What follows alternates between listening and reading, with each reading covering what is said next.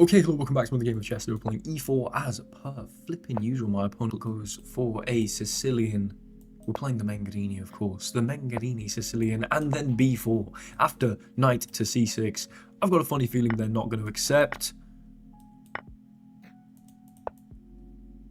Knight c6, d4. If you dare play d5, we're going to get this pre-moved. Oh my lord, this is the freest win.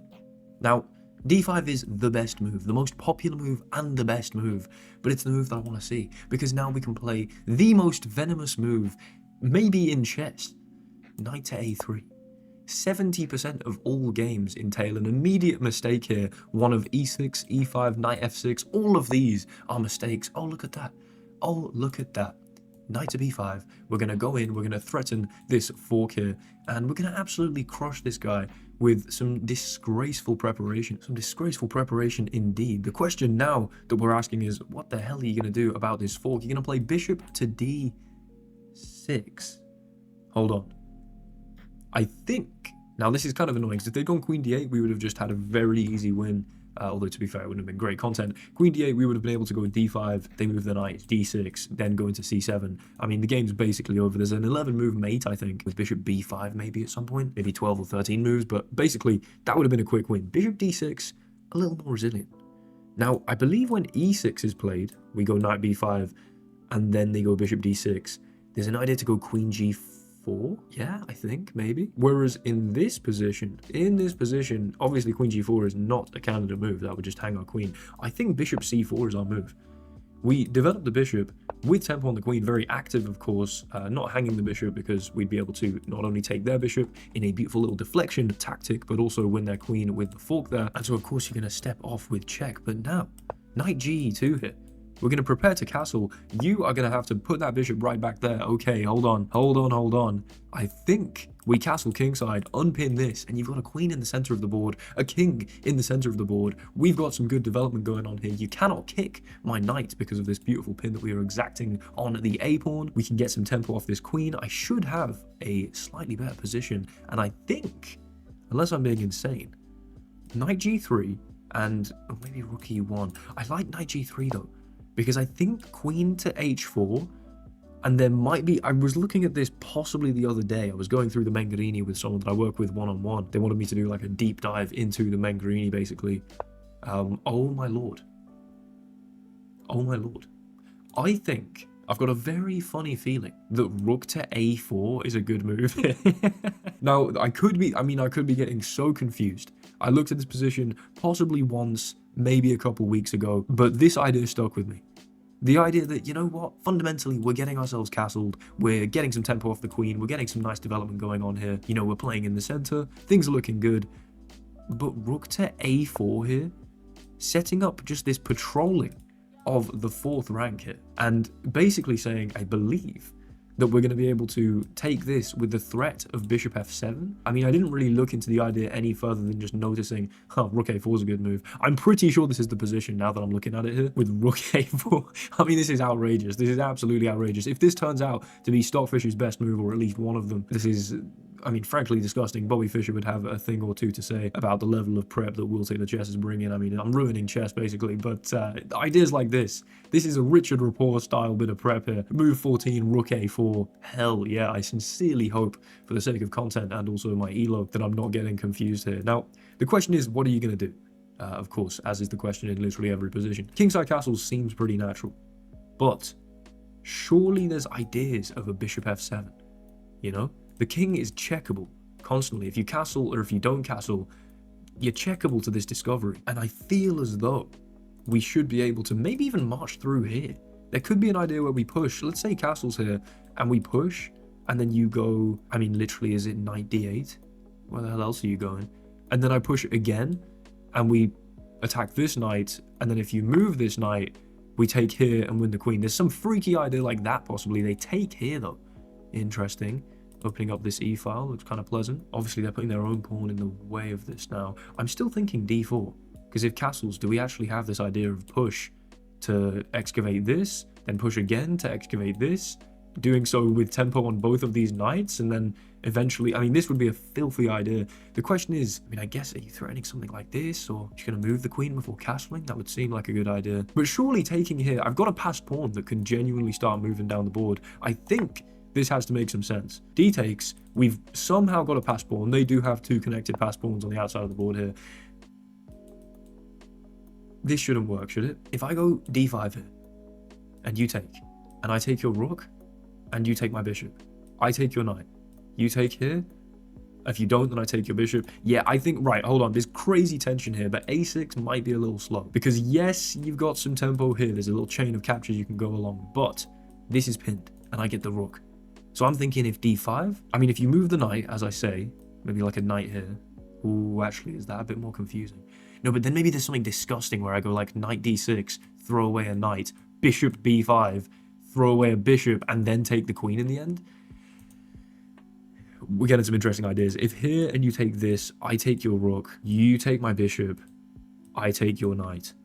I'm up in exchange there, and you then have to recapture the knight to defend the bishop, and at that point, I believe I can go rook e1 check. Maybe you go here. Maybe I don't know. I feel as though d5 has to be the right idea. d5, if you move this knight, there's genuinely an idea to just throw away a knight, throw away a bishop. But yeah, okay, do both with check and then take this. They accept. I can take the rook, surely, right? If I take here, you're just going to trade and I'm down a piece. Or if I take here, is there any argument for that? I don't really think so. I think we've got to grab that rook. And then the calculation that I did here was you take this, I get this. If you don't take this, then I, of course, like take here or something. I think Rook A4 posed some crazy, crazy questions there. And my opponent's kind of had to liquidate. And now I'm going to be able to grab this.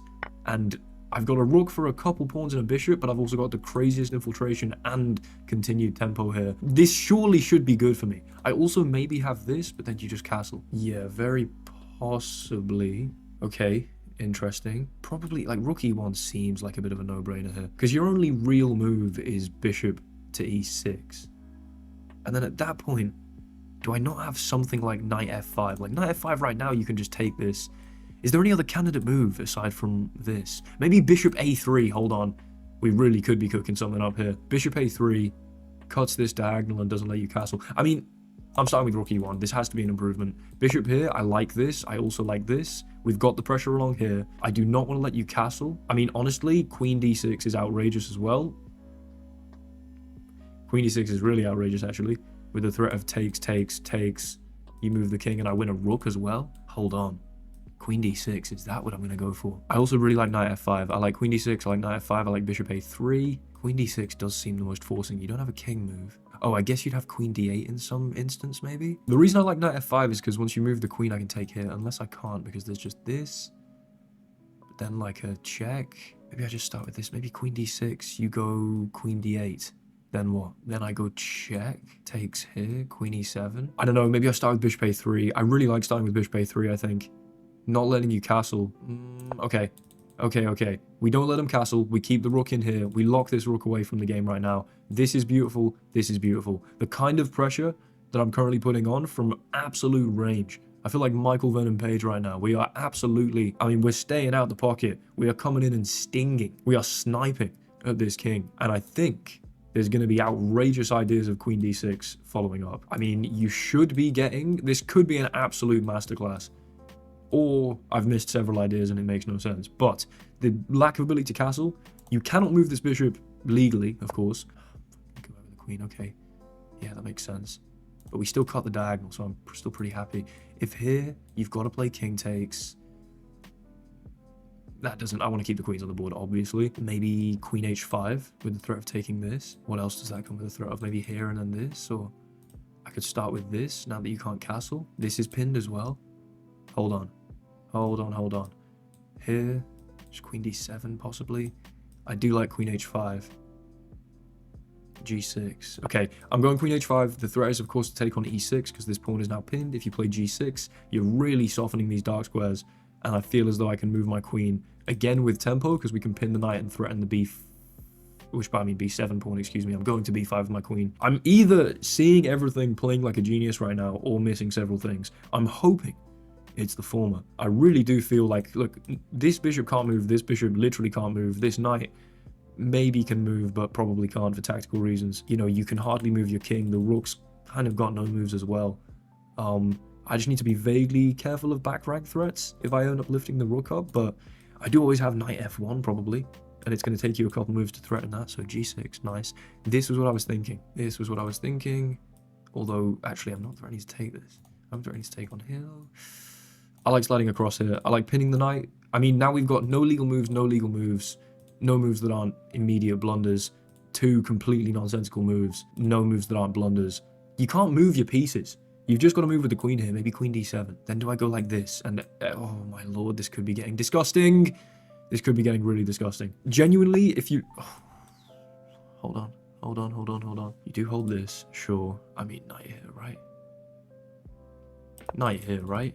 This bishop is just such a beast. It's just such a beast. You're just not castling. And you've got to move the king, okay? I was thinking maybe this. I'm trying to come in on here, or this. I like this. I'm gonna move that queen. Maybe you come down here or something. But then I'm at least getting this, right? Let's go knight c5. I need to hurry up because I've got 2 minutes left. This is maybe an immortal game. I don't want to speak too soon. I might have just spoken too soon. Or spoken too soon. We're playing against someone called Mikhail as well. I'm putting a Tal-esque performance on them. I don't see how you stop me from taking this and really doing some damage here. If you can bring everything in and start turtling up, you might be fine. But again, no legal moves still. Here, I can just take. You have to be dead here. Every piece is fantastic. No? Bring the queen back? Okay, sure. Check though. I don't see how this can be a bad idea. Unless rook d1's a good move. I'm starting with this. Right? We undermine everything. And you're still never fleeing this way. I don't think, at least. And this is still in there. And bring the king up, sure. Okay. Yeah. Maybe rook just here. Check. And we hold this. And if you go here, I go check. And if you take, I can take the queen. So that is a fork, I believe. Hold on, we also have this to take here, but I like... Here, check. Wait. Here, queen has to take. Check. Here, is that mate? Oh my lord. This might be even cleaner. Get rid of the bishop. Queen takes is your only move. This is possibly the best game of chess I've ever played. This is possibly the best game of chess I have ever played. Oh my lord. This is your only move to not just lose the queen, and I take the knight. The bishop, I mean, bishop a3, who knows if it was the best move in the moment, but it has paid absolute dividends, cutting off that king's ability to ever castle or flee on these dark squares. The mating net that we're weaving here, the range. That's the best game of chess I've ever played. That might be the best game I've ever played. We're gonna, hold on.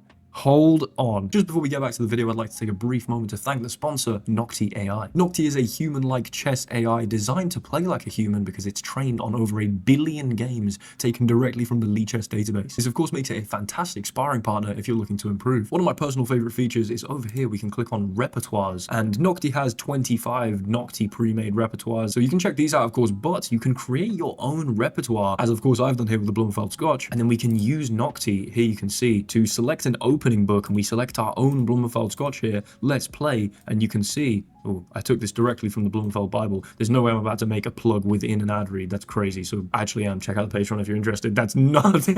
But as you can see right now, if I go to play d4, of course, the correct move, the true move, the one that any man should play, or woman for that matter, e4 here, and you can see, look, it's going to highlight the moves that I should be playing, helping me practice my repertoire. I believe I can toggle this off as well if I just want to practice without the hints, of course, but Nocti's going to respond to me along some line, some randomly selected line of the repertoire here, and this will follow my repertoire until, of course, the repertoire runs out, and then it'll play the resulting position against an engine with the equivalent strength that is designed to play precisely like a human, based on the games in the Lichess database. A very useful tool for improvement indeed. If this repertoire function sounds exciting, then check out Nocti. The link is in the description. If you're not remotely interested, however, let's get back to the video. Let's let the analysis load here. Oh, the analysis, okay, it loaded extremely quickly there. Yeah. I don't know if it's even worth analyzing that. That was maybe this moment here, but apart from that, we're looking at one inaccuracy, and that was c takes d4. I could have played knight takes d4 for a higher eval, I guess. And if they'd castled, I would have been able to take with the threat of this That makes a lot of sense. Okay, sure. And if knight takes d4 and they take in here, then I get bishop b5. They don't take because, of course, this is pinned. They bring the knight here, maybe. I take like this. There's tempo on the queen. I've got rook. Okay, that makes some sense. Sure. But apart from that one moment of inaccuracy there, everything was basically perfect. That's disgusting. That's so unbelievably disgusting. I guess I'm going to quickly go through that game, but this will not be a long analysis portion. There just ain't that much to analyze, baby. Not when you're the greatest player of all time playing games like that. Oh, my lord. So we played this Mangarini Sicilian, of course, essayed so rarely that it doesn't even show up on the database, because 4.2 million games is 1% here, or rounds up to 1%. The 4 million games, I mean, it doesn't even, it's less than 1% of the time. It's roughly 0.5% of the time this is even played, so Sicilian players, watch out, because now we go for b4, takes, and we see this critical position once they accept our full gambit. 780,000 games here with a 56 to 40% win rate. My personal win rate in this line, well, after d5, let's say, this is the critical position here where I said, listen, if they play d5, it's the best move, but it's the one I want to see. Knight a3 here, 250,000 games with a 68 to 29% win rate across the entire database. That is absolutely filthy. The reason being, if I look at my own games here, Will Taylor Chess is white here. Okay, I mirror the database pretty much exactly, but you see that 79% of the time when knight f6 is played, I win the game. 60% with e5, okay, so people have put up a decent fight with e5 in the past. Oh my lord, it's time to check. Hold on, I completely forgot about this. Yeah, look, bishop d6. This is a move that's actually baffled me in the past. I've always gone for bishop c4, but after the queen check, knight e2, bishop b8, castles, which I believe is all excellent, as the graph would tell us here, they go for knight g7, and at this point, I've actually lost most of the games. And I do believe in the Lee Chess database as well, okay, at least gets slightly more competitive. Knight g3, queen to h4, and then, the moment of truth. The moment of truth is rook a4.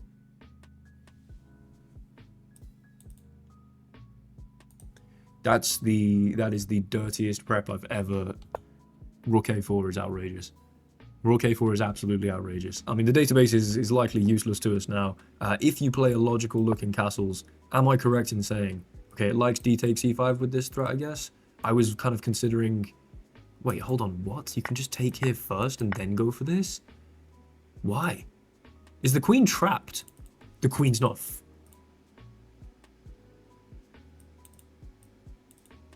Yeah, okay, well, I guess that's the idea. The queen's actually trapped. I thought we get some, like, here, you go back, I go here, you move, then I get bishop f7. Like, that was the idea I was cooking up, which still is an excellent idea. The immediate bishop f7, I think, is just a little too clean to say no to. After pawn takes, where is your queen going?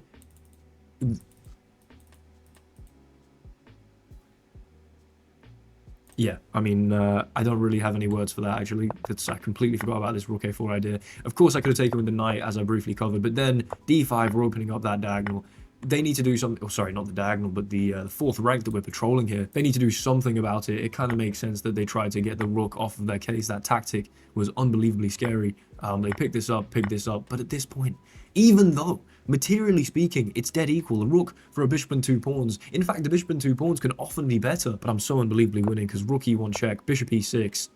Wait, what? I could have sacked immediately? Am I stupid? To then play knight f5, queen f6, then give a check. Okay, I mean, yeah, the sack immediately to then go in with the knight on f5 makes sense. Queen d6, also a great move. Bishop a3, also a great move. Knight f5 immediately. Glad I didn't go for that. Very, very, very glad I didn't go for that. That would have been a bit of a travesty, to be completely honest. And, yeah, okay, if I'd lost the game like that, I might have cried. Serendipitously, I guess that's why you remove this, so that this isn't a problem. Okay, so the idea is just remove this, then play knight f5, because we're given this check. It's all falling apart, but very, very stylish, very, very precise. Well, I guess not quite precise, but very, very clinical, I'll say. That's the word I'm looking for. Bishop to a3. You go back with your queen, fine.